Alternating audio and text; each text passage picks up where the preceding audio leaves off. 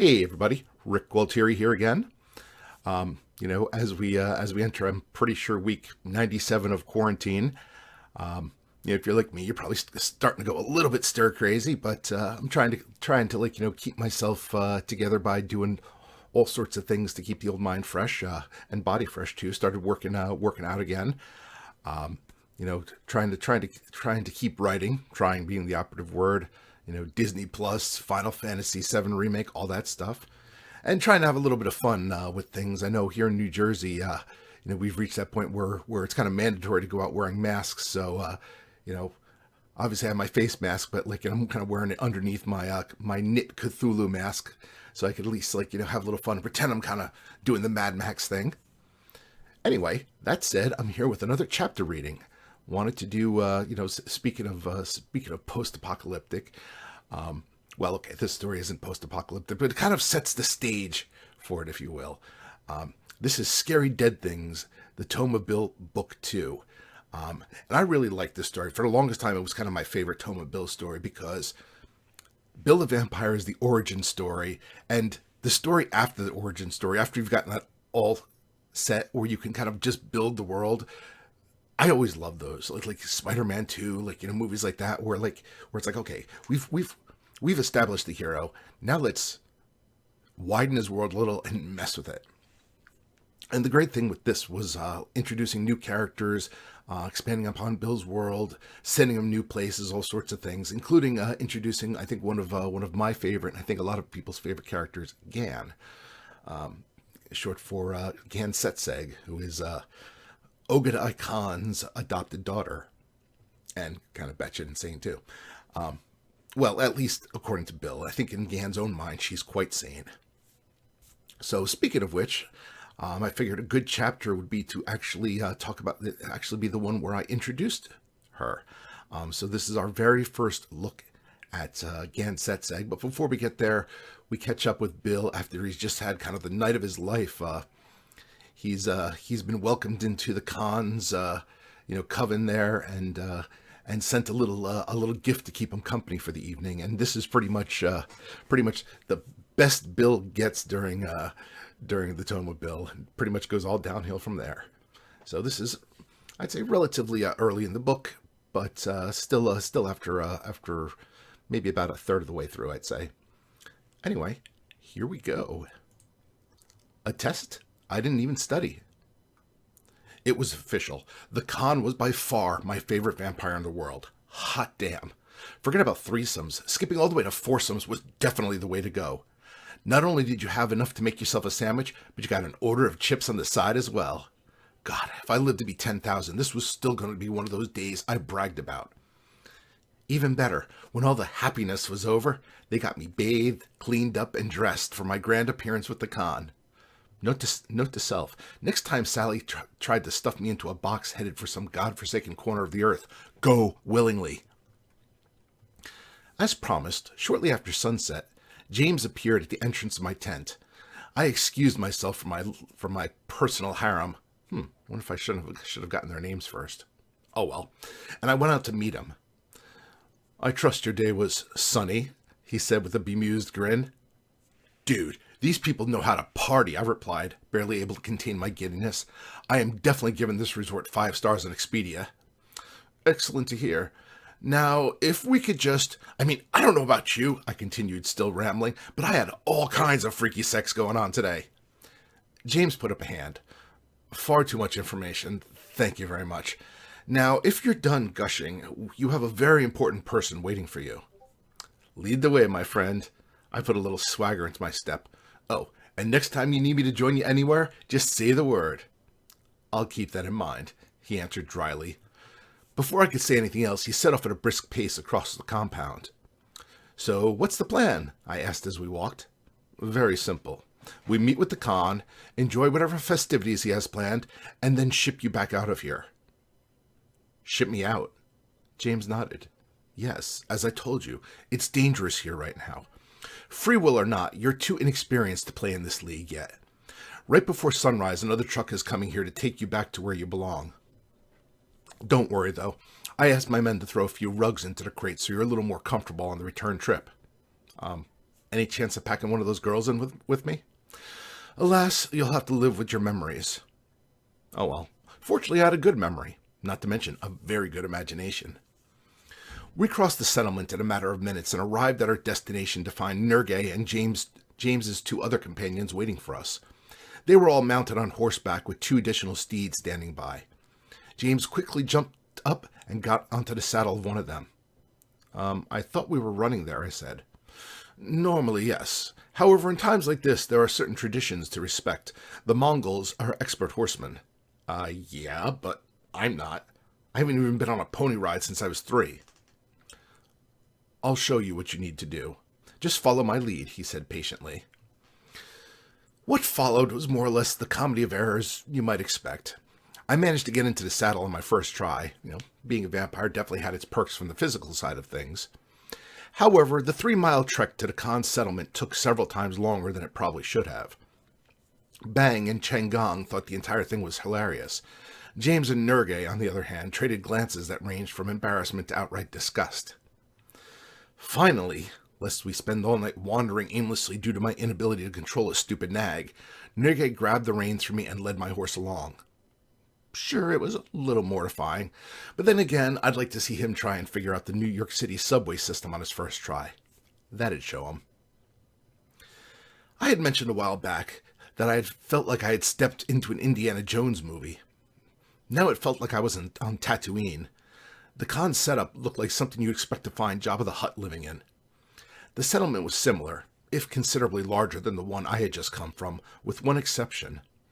In the middle of it, surrounded by many smaller tents, was a gigantic ornate one. It looked like a portable palace, and I really mean portable. The thing was on wheels, as if someone had decided to turn it into its own self-contained wagon train. James saw my look of awe as we arrived and commented, "Even in this day and age, it's something to behold, isn't it? Takes an entire herd of oxen to pull, but it allows the Khan's base of operations to remain mobile." "A moving target?" I suggested. "An apt description. The way things are going, I'd say that's probably a wise way to look at it." We finally dismounted, thank goodness.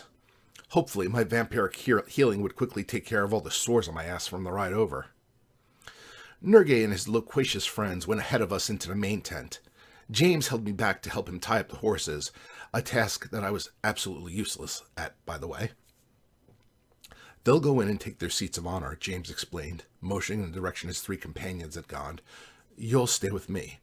As you are technically under my jurisdiction, you'll follow my lead, and in turn, I'll translate for you." "I take it the Khan doesn't speak English?" "Only a few words," he confirmed. "The Khan is not a fan of the various Western languages. He considers them crude and inelegant." That sounds to me like... No. That sounds to me like you still need to watch your mouth. Everyone in there is loyal to the Khan. Absolutely loyal. Plenty of them speak English, and would be more than happy to translate any stupid comment that comes out of your mouth. I will remind you that you are in the presence of one of the 13 ruling vampires. They are not known for either their generosity or their willingness to suffer fools." Noted. Seemed like the only safe answer to give. I just hoped my mouth could keep it in neutral for the time being. "Good. Now follow my lead. Bow when I bow, and only speak to the Khan if he asks you a question first. Got it?" "Roger that, Chief," I replied with a brisk mock salute. James sighed. God help us both. We approached the entrance to find several unfriendly-looking guards blocking the way. James bowed, and I did likewise after he gave me a quick glare. He then said something in Chinese, at which the guards parted and let us through. Gotta say, considering the guy lived in a tent, the Khan had a pretty swank setup. The entrance hall was lined in multiple layers of what looked like silk. Ornately carved tables covered in various bits of antiquity stood against the walls. I wasn't sure what all of them were, but each and every item looked like it cost more than I'd make in my first lifetime. Gold, silver, ivory, and more gems that I could name stared out at me from statues, sculptures, and vases of varying sizes. If I had just a little bit more skill and slightly stickier fingers, I could have financed my parents' retirement with just one bauble. We came to the end of the hall where more guards awaited. They stepped aside, pulled back a heavy drapery to allow us entrance into the main area. James stopped just inside and bade me to do the same. Wait until he calls us, he whispered as I took it all in. The place was larger on the inside than I thought it would be. There were 2 rows of tables separated by several feet of walkway that led up the middle. Vampires, or at least so I assumed, were seated on expensive-looking pillows in front of the tables. All in all, there must have been at least 4 dozen of them present, and they were all feasting on a variety of foods, some normal, some not so. I saw plenty of fruit, a couple of cooked pigs, some goats, and a few other roasted things I'd prefer not to think about. Suffice it to say, if any of you were missing friends or relatives who happened to be visiting China at the time of their disappearance, well, I have bad news for you. I think I found them. At the far end of the hall, seated upon a massive pile of pillows, was who I assumed to be the Khan. Oh, I had mentioned Jabba the Hutt before, but now I was reminded of him more than ever. The Khan was, to put it mildly, one big fat fuck. I mean, before I had hopped on the plane, or my box as it were, I had looked up Ogadai Khan on the internet. A few portraits showed that he wasn't exactly a svelte fellow, but this dude, damn, somebody was really into their Condi. Yeah, okay. On the other hand, I couldn't help but feel a bit of happiness at seeing him. At long last, I had met another vampire whom I could feel physically superior to, looks-wise at least. Seriously, this guy had to be pushing 600 easily. I've seen sumo wrestlers who would weep at trying to manhandle this butterball. Seated next to his royal porkness at the head of the table was a little midget dressed in fine robes. Guess the Khan had his own fetishes. No, wait, it wasn't a midget. On closer look, it was actually a little girl. She was dressed in regal finery and appeared to not be much older than 10. Oh crap. I really hope she wasn't meant to be the Khan's personal appetizer. Not sure I could sit still and watch that. "Who's that?" I whispered to James while we waited for the Khan to acknowledge us. I secretly hoped his answer didn't include the word dinner. "The Khan, obviously," he whispered back. "No, the little girl." "Oh, her? That's the Khan's daughter." "Vampires can have kids?" I sputtered. Damn, wish I'd known that. I didn't use a condom earlier. "Once again, more information than I really wanted to know," he hissed through gritted teeth. "Now please be quiet before you insult the Khan and get both of us killed."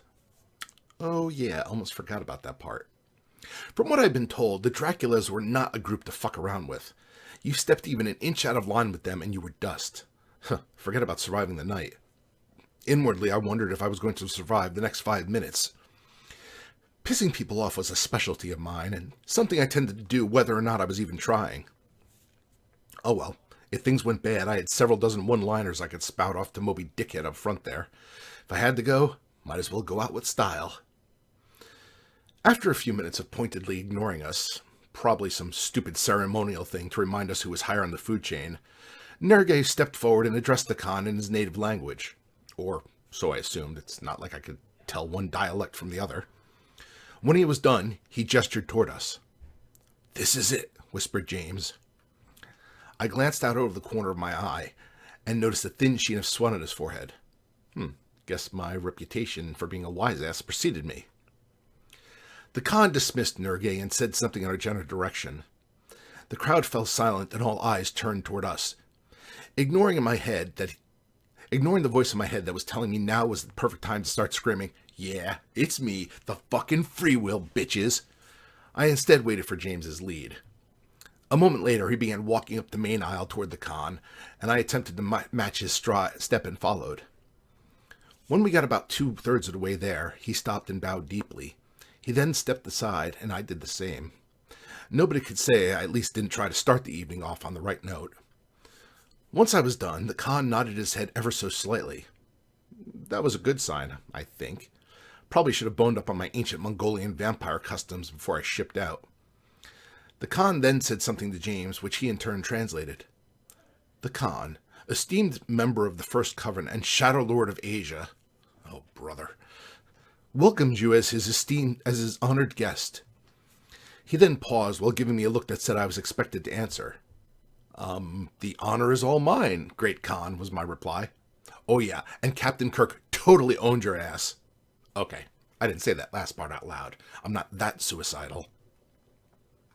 A small look of relief crossed James's face, and he relayed my answer back to the Khan. There was another brief exchange, and James again translated. You are invited to enjoy the feast and all the hospitality the Khan has to offer. Once it is done, you will be called forward again. Called forward? For what? Did he want an autograph? Or maybe he wanted to give me one. To my biggest fan, keep on rocking. Your bud, the Khan. Before I could say anything, though, James turned back toward the Khan and again bowed. That was apparently my cue to do the same. Once it was done, the conversation among the various vampire crowd immediately resumed, and James led me off to the side where a space had been left for us.